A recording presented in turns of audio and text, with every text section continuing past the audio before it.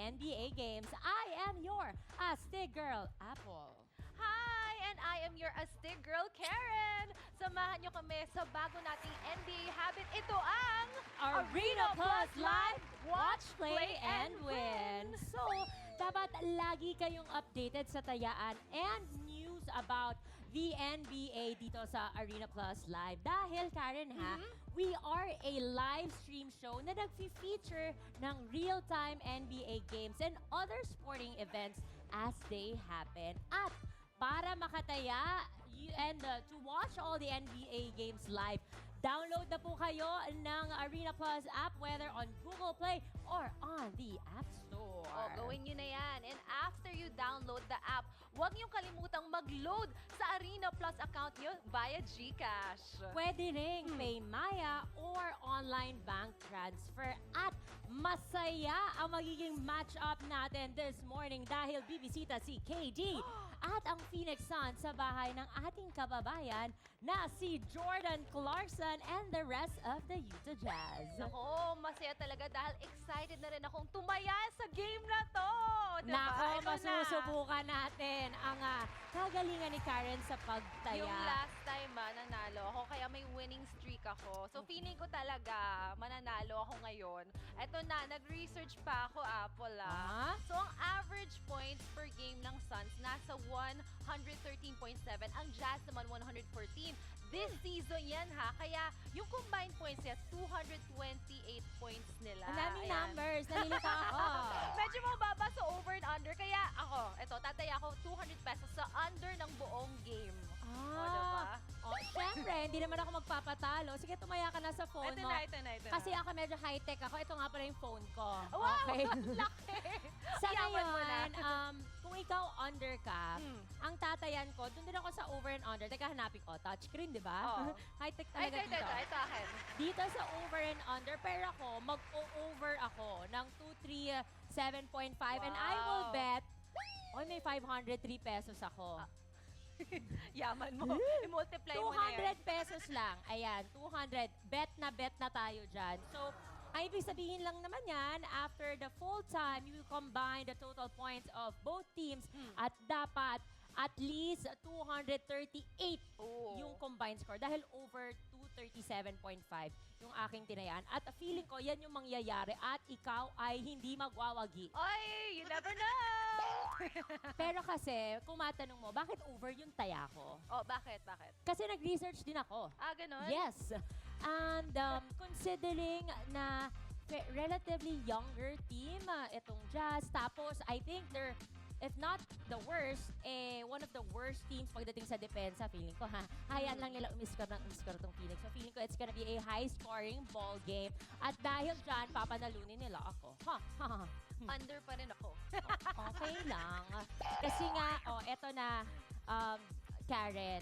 Since it's the first time nating dalawa na magkasama, ano muna, magkaiba muna yung bet natin Tapos ang manalo dito, libre mamaya. Grabe! May ganun! Kailangan. Anong nasa isip mo? Pag-isipan ko muna sa halftime.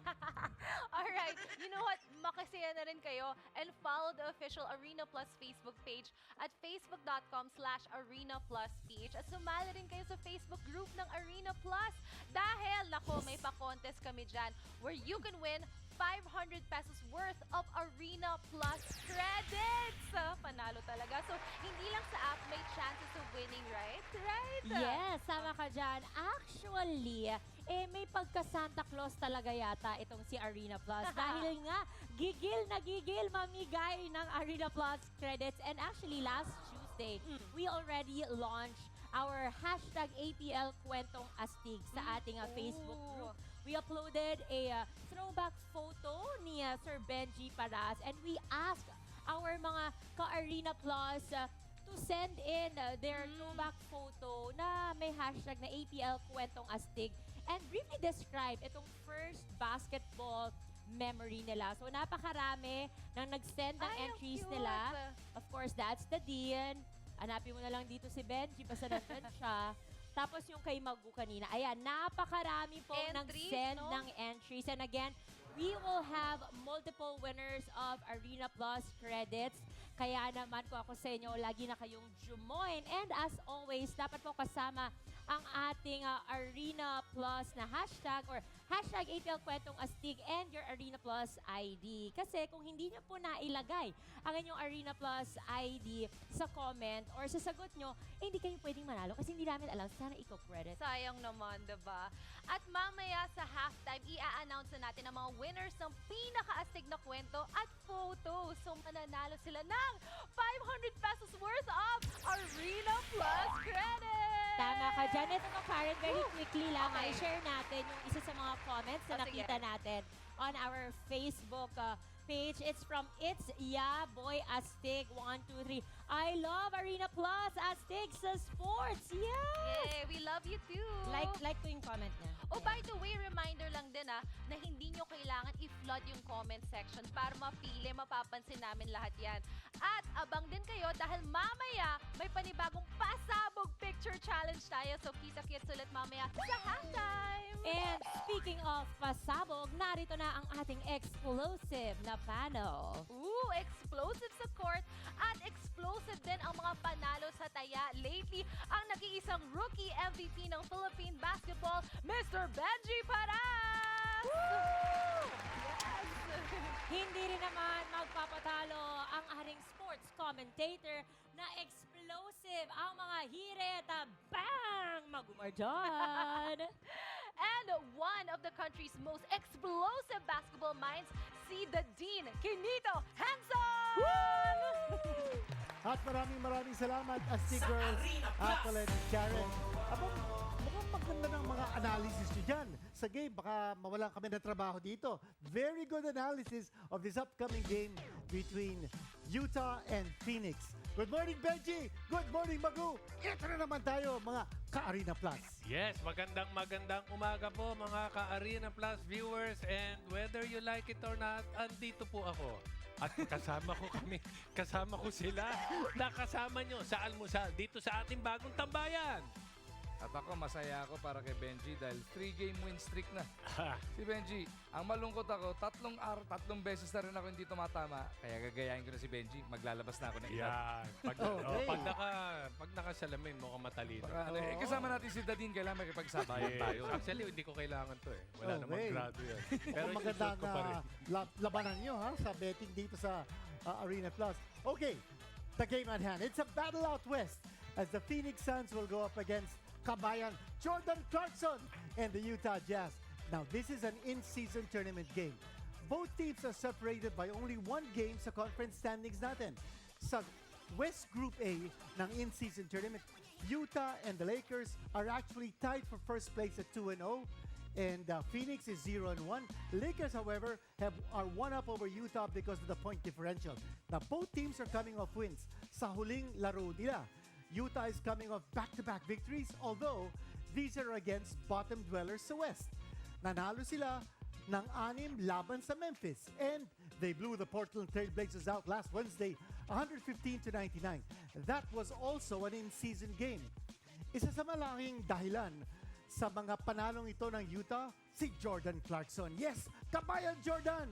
During the last 3 games, JC is in a heater, averaging close to 30 points a game. 33, 26, tapos 30 points. Yan pa tinala niya over the last 3 games. He has busted out of the funk he was in sa simula ng season and seems to be more comfortable on offense lately. Bakit kaya? Well, it's also no accident na ang magandang nilalaro ni JC at ng Utah ay nagsimula when Horton Tucker was replaced by rookie point guard Keontae George sa starting lineup. Now, Benji called it right nung sinabi niya earlier in the season that George should be Utah's point guard.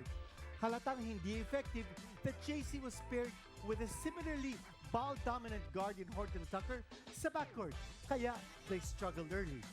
This is in direct contrast with the way Keontae facilitates their offense.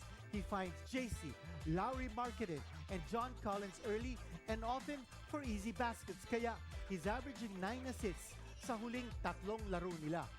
Sa kabilang side naman, the Phoenix Suns snapped the Minnesota Timberwolves 7-game winning streak last Thursday in convincing fashion, 133-115.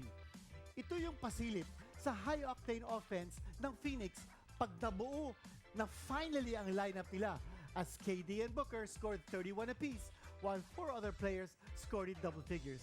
Now, they did this against a Wolves team na isa sa may pinakamahigpit na depensa sa NBA this season. The Wolves' stingy defense allows only 105.6 points sa opposing teams. So that's awesome defense on a part of Minnesota. Sa game na yon, sana ang unang beses na makikita natin ang bagong Big Three ng Suns. But Bradley Beal was a late scratch dahil sa pagbalik-balik ng kanyang back problem. Now, should the fans be worried about these lingering back issues? Malalaman po natin yan as we now discuss with Benji and Magoo this upcoming game. Unang-una, pag-usapan natin the Utah Jazz. Jordan Clarkson, grabe ang ginagawa niya. He's averaging less than 18 points a game. And we all know that last season he averaged 20. Bumaba ang mga figures niya. Pero kagaya ng sinabi natin kanina, Benji, mukhang nagkaroon ng palitan in the point guard position. Gumanda ang laro ni Clarkson. Well, etong si Jordan Clarkson, naging erratic yung kanyang laro. During the early season of this NBA tournament, malaking bagay yung pagpasok ni Keontae George dahil unang-una maganda yung kombinasyon nilang dalawa. And nung nakita ko of course, Keontae is a playmaker na yung binanggit mo nga nag-average siya ng 9 assists. Nagmisan, meron siyang nagdo-double figure siya sa assist. So, ibig sabihin, ito yung kailangan ng isang team. Yung playmaker, nakikita niya kung sino yung i-score sa kanyang teammates. And secondly, is he knows how to play the pick and roll, how to use it. Ngayon, kay Jordan Clarkson naman, ang napansin ko, pag masama ang laro, nadadala niya yung team pababa. So talagang hindi siya pwedeng maging inconsistent sa laro.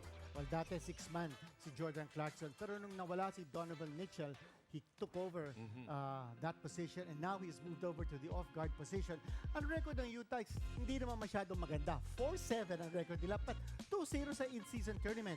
And of course, that's big news for the Utah Jazz fans. No? Yung in-season tournament, undefeated po sila. But going back to Jordan Clarkson, nakapirma siya ng bagong contract extension. Okay.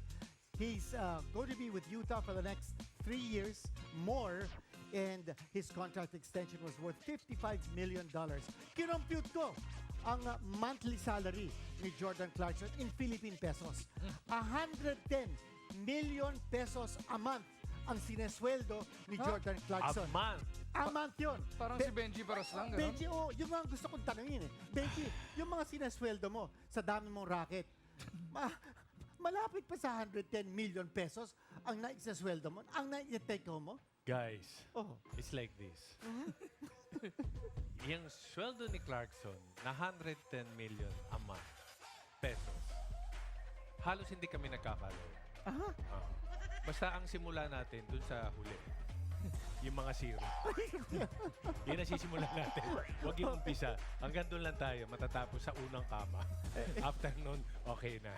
Ganun kalapit. Ganun Benji, kalapit. palagay ko yun ang isang motivation kung bakit gumaganda rin ang laro ni Jordan Clarkson because he has to live up to expectations. Okay, Utah Jazz, napag-usapan natin. Benji, yan ba ang team mo in this game? Utah Jazz? Well, ito yung team. Sa money line. Well, una muna kasi, itong kinakarkul ako eh. Ito kasing Utah ay unang-una number 2 in total rebounds yan. Number 1 in offensive rebounds. Ba, maganda. Pero number 1 in turnovers. Naku, masama. Oo, pero nakakabawi naman sila. Aha. So, yes, I will go for Utah this time. Kasi ang tinitingnan ko rito is, nabanggit mo nga kanina, nag-uusap tayo, they are the 7th ranked youngest team Yes, oo. in the NBA. Oo, tama yan. So, kumbaga, parang ano pa lang yan eh. Parang learning process, especially with their new coach. Itong si Hardy. Will Hardy. Si oo. Will Hardy, of course, coming from being an assistant coach, sa San Antonio, sa Boston, and of course, iba yung ikaw na yung nagdadala. Ikaw na yung head coach. So I'm still rooting for For the Utah Jazz For the Utah. with Jordan Clarkson. Nabanggit mo one of the youngest teams sa NBA. Ang average age na 24.6 years old. Grabe. Saka Ang- yung oh. babalik ako sa Aha. offensive, sa rebounding nila. Even without Kessler. Tama, si Kessler, wala. nagdo-double-double. May elbow injury si May Kessler. elbow injury. Hindi siya makakalaro in this game. Pero, sila pa rin yung nakakakuha ng pinakamaraming rebound. Okay. Pag-usapan naman natin, the Phoenix Suns. Magu, Booker, mukhang maglalaro in this game. Bradley Beal, hindi na naman maglalaro. Both those guys have not played together at all this season and they have missed a total of 8 games apiece. Ano kaya? Can KD do it all by himself? Yun nga, no? Hanggang ngayon hindi pa rin natin nakikita yung full potential na itong Phoenix Suns dahil hindi pa nagkakasabay yung big three nila. Si Booker nakabalik, etong si Bradley Beal out for 3 weeks. Back problems. Ba, yung edad nagpapakita na para dito kay Bradley Beal. Kaya hanggang ngayon hindi pa rin... Ito. Oh, okay lang. 110 million naman yan, okay lang. Oh, 110. Malapit Maliit na bagay. Malit na Malapit bagay ka lang na yan. ba? Pero hanggang ngayon nga, hindi pa rin natin nasisilip. Ano talagang mabibigay netong Phoenix Suns? They're what? 5-6 right now. Di ganong malayo dito sa 4-7 record netong Utah Jazz. And dito sa in-season tournament, 0-1 pa lang. Yes. Etong Phoenix Suns, it's go time for them if they want to compete and qualify for Las Vegas. But Magu, your pick in this game is the Phoenix Suns. And I think it's a justifiable pick for money line. But let's talk about yung handicap nila, no? Yung point spread. But before that, I just want to be able to point out yung last game ng Phoenix kung saan tinalo nila ang Minnesota, they shot 60% from the field. They had 31 assists and only 9 turnovers. Now that kind of assist to turnover ratio, super yan. That's what you call high level efficiency. Magu, that augurs well for this game against Utah. Binanggit nyo na kanina ni Idol Benji, ano? Masama yung turnover averages netong Utah. Sigurado yung Phoenix will pound on that. Meron kang KD, meron kang Booker, at ang inaabangan natin, dahil wala na naman nga si Beal, the rest of the lineup. Guys like Okogie, tanda natin, nung unang-una laro nila, buena mano natin dito sa ArenaPlus. Abay, so Okogie nag-17 puntos pa yan kontra dito sa Golden State Warriors, but he hasn't come close to that ever since. May 11-point total, may 7-point total, may bokya pa yan. Kailangan netong Phoenix Suns, the rest of the lineup, ma-inspire na naman, lalo na nakabalik na to si Booker. And pagka nag-turnover etong Utah, madidisgrasya sila dito sa Phoenix Suns. What about three-point shooting ng Phoenix? They're number 4 sa liga natin. They're hitting close to 38% from three-point distance. And you've got Booker, looking at his stats, he's hitting 45.5% from beyond the arc. How important is a three-point shot for the Phoenix Suns? Yun yung talagang ultimate panabla dito sa Utah. That frustrates opponents, ano? Especially a team like Utah right now, na they go on rhythm, they go on feel for the game. Pag tiniraman ng tinirahan sa labas yan, at pag tumama itong Phoenix, mahihirapang mag-scramble sa depensa itong Utah Jazz. Talking about defense, well, kanina, sinabi ni Astig Girl Apple na ang Phoenix Suns, or rather yung Utah Jazz, medyo mahina sa depensa. In fact, they're giving up close to 120 points a game. And that's the 5th worst sa NBA. Benji, ano kaya ang dapat gawin ng Utah? Yung orientation nila, puro opensa. Pero yung depensa, mukhang yatang nakakalimutan nila.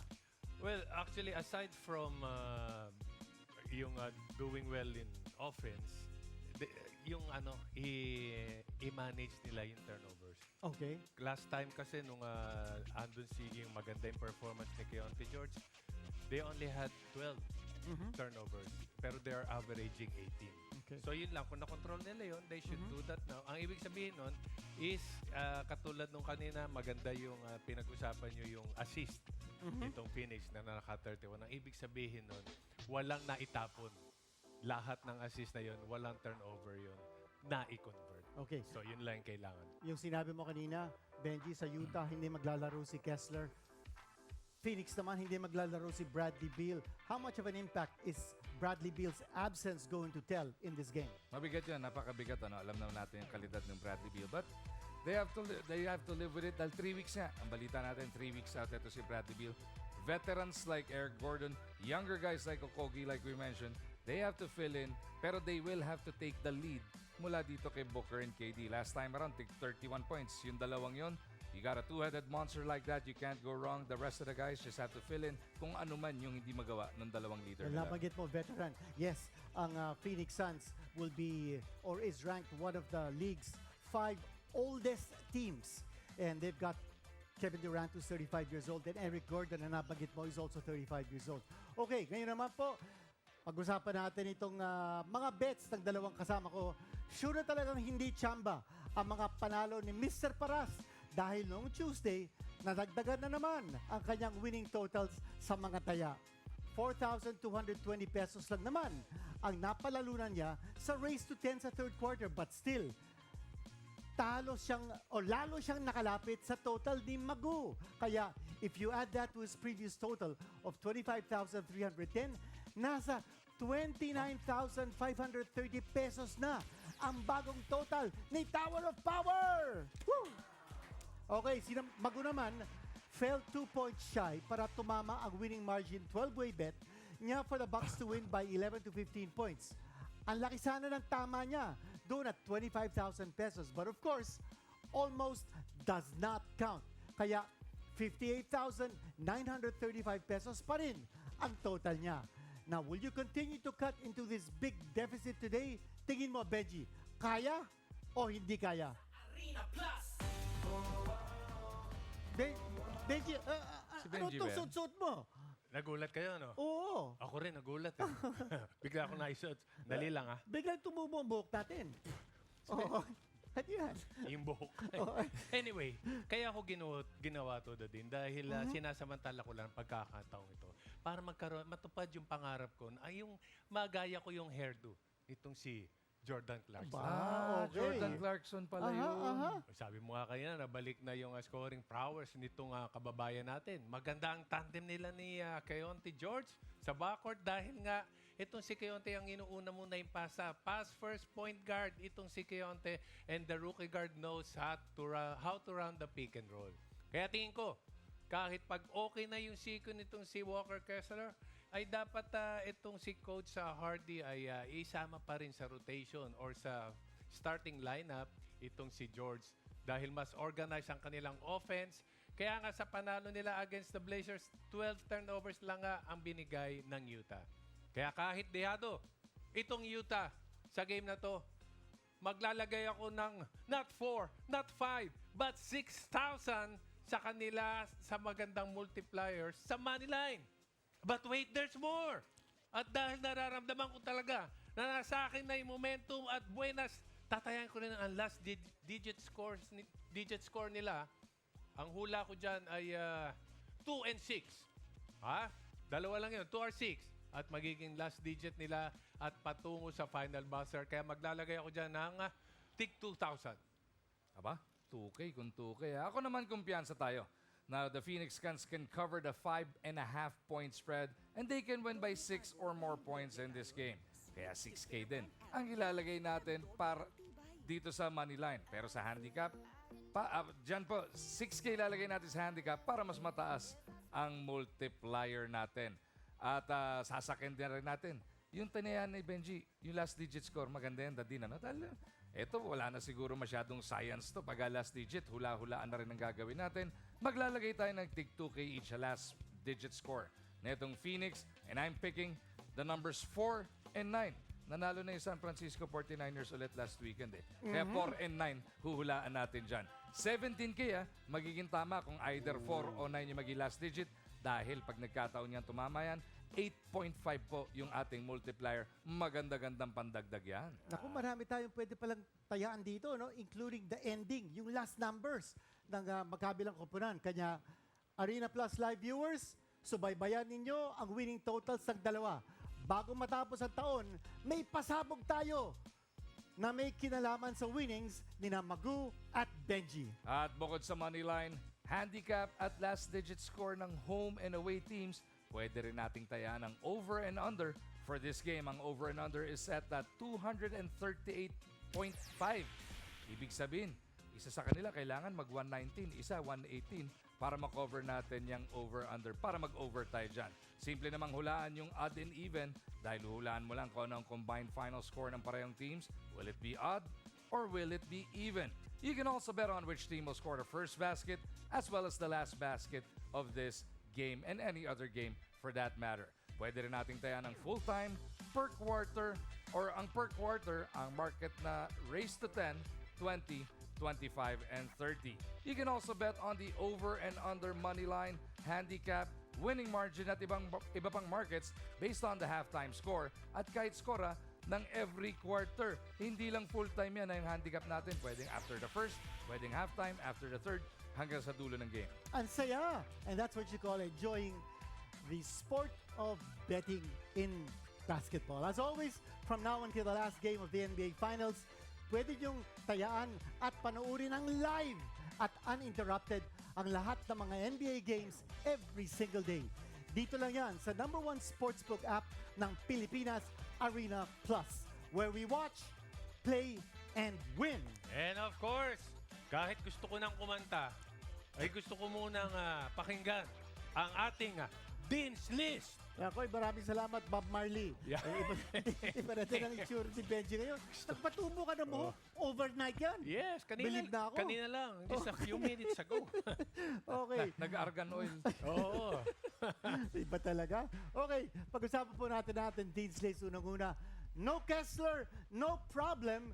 And last game ng Utah, they had 52 rebounds even without Walker Kessler. So, they are #2 in total rebounds sa liga natin, #1 in offensive rebounds. Utah needs to be able to control the boards in this game.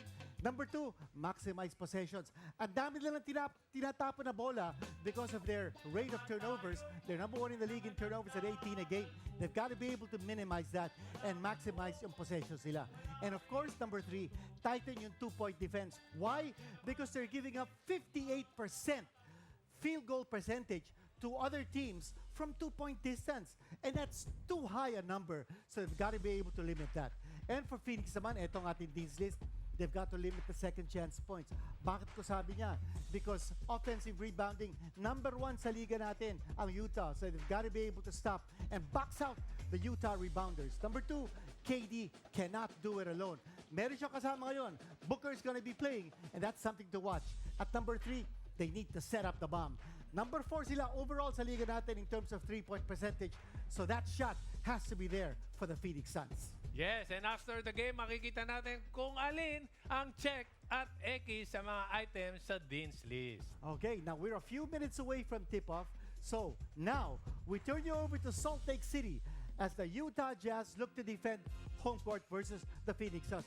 But before that, let's talk a little bit more about the Phoenix Suns. Meron lang akong note, Nadine. I was today years old when I found out. Binalik na sa Delta Center yung pangalan ng home court na Utah. Yes, Diba oo. Vivint yan? Yes. Vivint yan eh. Binalik na pala sa Delta. Oo. Ang lakas mga 90s, pareho ng long hair ni Benji. Oo, tsaka Delta Center. Yun ang tawag ng arena ng Utah when the Utah Jazz went to the NBA Finals Stockton twice tumalon pa yun eh, di ba? against the Chicago Bulls. But hindi sila pinalad nun. Natalo sila. But you know, just talking about the Phoenix Suns, we talked Napunta ka about dyan their... eh, di ba, sa Delta? Yes, oo, Yan. of course. We Throwback. covered the NBA Sino yan? Finals. Malone? Stockton? Stockton tumalon. Hindi pa kilala? Hindi pa kilala sila? Oo. But nabanggit mo yung experience ng Phoenix, no? Just looking at the numbers, they happen to be one of the top 5 teams in the NBA with the most experienced players in terms of number of seasons spent sa NBA. That's close to 7 NBA seasons per man for the Phoenix Suns. And that's going to be a big advantage for Phoenix against Utah, which is one of the youngest teams ng NBA. Magu, that experience, how big a factor is that going to be in this game? Hindi mo talaga kayang tawaran yan, ano? Because these guys already have been through the ringer. They know what it should take to come together as a team. Yun yun, pagka nagtatagal ka sa NBA, and then, sino ba may championship dyan? Si KD pa lang. Kevin Durant pa lang nanalo ng 2. So everybody else, kailangan sa kanya kumuha ng payo, sa kanya follow his lead para magkaroon ng success in every particular game. Especially now nga na hindi lang to regular season game. Kailangan nila maghabol sa in-season tournament. 0-1 sila so far sa kanilang grupo. Eh, baka hindi ka makasama sa Vegas niyan. Tsaka ang advantage ng Phoenix na nakita ko is their coach Frank Vogel. Nakapag-champion na rin yan. Of course, Champion assistant coach. 2020. with LeBron. So ngayon, nag-champion siya with LeBron, ibig sabihin, kinaya niya si LeBron. Mhm. Ibig sabihin, kung kaya niyang i-handle si LeBron, kaya niyang i-handle lahat ng mga superstar players. Di ba? Well, Especially with KD and Booker na Benji- ando sa team. Benji, matanong kita, no? Well, hindi nga makakalaro si Walker Kessler, who's a 7-foot big man for the Utah Jazz in this game. Kaya nila Markkanen, nila John Collins, at ni Kelly Olynyk to fill in the gap. Because it looked like in their last game, mukhang kaya. But they need to be able to continue to be dominant sa rebounding. Kaya ba nila, even without Kessler over the long haul? Because mukha yatang matagal-tagal lang sit out ni Kessler. Meron siyang problema sa kanyang siko. Well, with Colin, Markkanen, and Olynyk, very consistent sila in rebounding. Kumbaga, like Markkanen, of course, he's a very offensive-minded player. Pero, offensive-minded siya na in a way na kaya niya eh. Alam niya kung paano and when to shoot. And yung rebounding, alam niya yung role niya when it comes to defense. And kaya, without Kessler, I guess, yung kombinasyon nitong tatlong tong si Collins, Markkanen, and Olynyk, they can replace the absence of Kessler. Follow-up question ko, si Lauri Markkanen from Finland, kung saan ang galing si Armi Kusela. Kilala mo ba si Armi Kusela? Army Cosella? Oo. Nagkapit-bahay ko nung bata, kababayan. Pero, she was the first Miss Universe Yeah. and from Finland, and she got married to a Filipino, Oh. si Virgilio Hilario. Pero hindi mo na siguro naabutan yan. Ako din, hindi ko na din naabutan, pero napabasa-basa ko lang. But talk about... Kung hindi nyo inabot, paano ba ako? paano ko? Kaya yung tanong niyo pa sa akin kanina, kilala mo, papaisip ako. Basagan tayo ngayon, Benji. Huwag ka nang umalo. Alam ko nakasunod. Balik tayo kay Lauri Markkanen. Now, since nawala si Kessler, si Markkanen, he's 7 foot tall, has been moved over to the center position. Pero kaya niyang maglaro ng 4, kaya niyang maglaro ng 3. This guy's a spacer because marunong tumira sa labas. Well, aside from Marina, ando na lahat. Sinabi nyo kanina, spacer, marunong tumira sa labas, can dominate the inside. Isa lang ibig sabihin yan, malaki ang threat niya. So either ways, kahit saan siya pumunta, may bantay siya. Ang ibig sabihin, pag may bantay siya, butas pa rin yung shaded area nung kanilang Okay. kanilang Ang ganda court. talaga ng mga analysis itong mga dalawang kasama natin. Okay, we're a few minutes away from tip-off again, and we'll turn you over now to Salt Lake City. Ito na ang magandang laro. Utah Jazz looking to defend the home court against the Phoenix Suns. Bakbakan na! sa ArenaPlus.